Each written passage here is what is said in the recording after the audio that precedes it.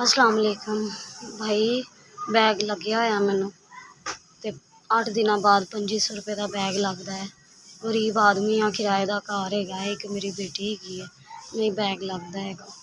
मियाँ मेरा रंग का काम करता है तो कभी लगता है कभी नहीं, बारिशों की वजह तो काम नहीं लग रहा तो इस वजह तो बड़ा परेशान है। बैग उतर जाता है तो फिर बड़ी तकलीफ होती है। मेरिया पेट दी अंतड़ियाँ फट गई सन तो डॉक्टर ने बैग ला दिता। बैग माड़े लोग आ, 2500 का बैग लगता हफ्ते बाद नहीं ला सकते। कभी हिम्मत ही नहीं पैंदी किसी को क्या जाए, कभी अपने भैन भरावां नूं भी नहीं गया क्योंकि मेरी तकलीफ हैगी है। मेरे पैसे दो।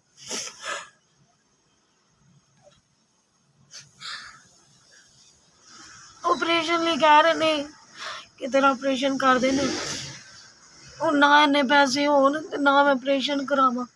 किराए का घर है, बच्चे परेशान।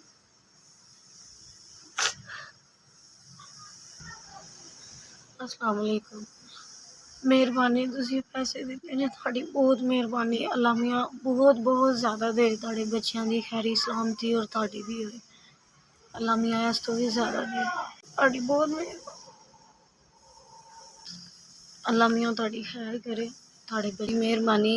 तुसीं मैनूं 5000 रुपये दिता है, मेरे 2 बैग आ जाएंगे। बहुत मेहरबानी। अल्लाह तुहानूं खुश रखे, जिंदगी तंदरुस्ती और लम्मी उम्र दे। तुहाडा बहुत शुक्रिया, तुसीं मेरी मदद की।